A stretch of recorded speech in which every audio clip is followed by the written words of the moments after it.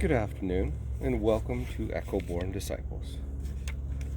Today's reflection, today's short story and reading, is brought to you, it's inspired to you, by Mark chapter 9, verse 24, when a father cries out, "I do believe, help my unbelief." And the rabbit and the sheep, together in this story, form quite the illustration of how our heart and our mind are sometimes at battles with each other, and how important it is to write the things of God on our hearts. Here we go. Two friends lived together in a valley, a rabbit and a sheep. The valley was dangerous. Traps were hidden in the grass. Shadows moved at night. Distant growls echoed across the hills. The air itself felt restless.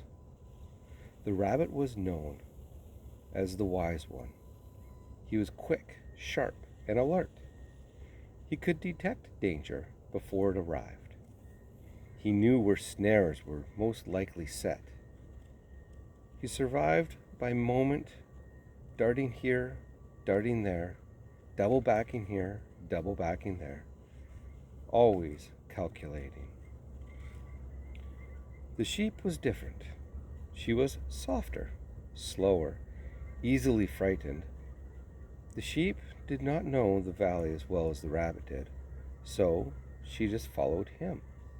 For a while this seemed wise, but over time the sheep grew tired. They ran constantly. They changed locations daily. Every shadow was treated like uncertainty or certainty. Every rumor was truth. One day, exhausted, the sheep asked, "Why do we run so much? You say this place is unsafe, then that place is unsafe, then another place is unsafe. Is there nowhere safe we can go?" The rabbit laughed. "You don't understand the valley like I do. There are hundreds of dangers you cannot see. I think ahead. I prepare. I survive." As the rabbit continued listing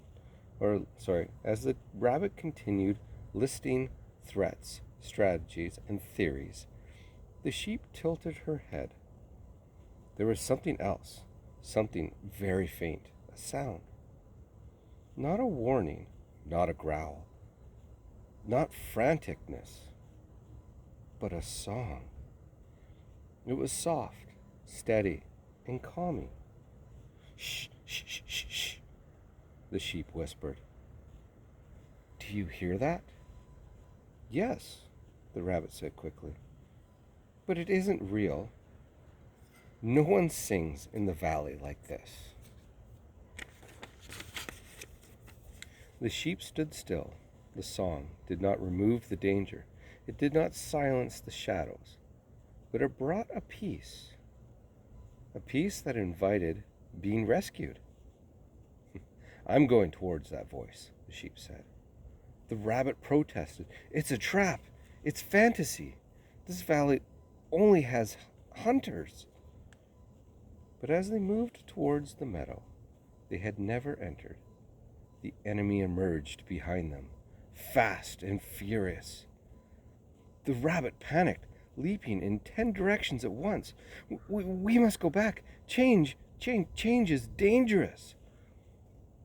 But ahead, a man with a staff was running towards them, and the sheep noticed something remarkable.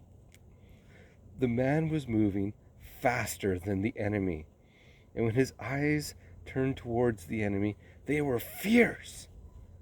But when his eyes turned towards them, they were calming, warming, and loving.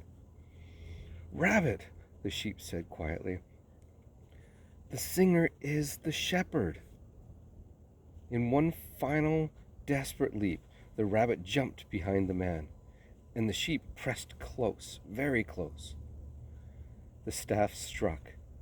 The song grew louder, and the enemy fled in defeat. The shepherd turned, lifted the sheep into his arms, and said, "You heard my voice." Then he looked at the rabbit trembling behind him.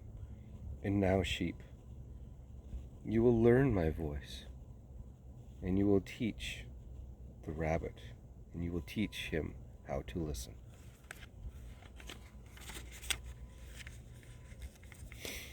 Today's reflection was brought to you by the Gospel of Mark, chapter 9, verse 24, as a father cries, "I do believe, and help my unbelief." We are both the rabbit and the sheep. Our minds are running in this busy world. Our hearts need to listen softly. The valley is loud. Fear moves fast, but the shepherd always moves faster. Faith is not the absence of fear. It recognizes the shepherd's voice before the rescue comes. Peace often arrives before deliverance.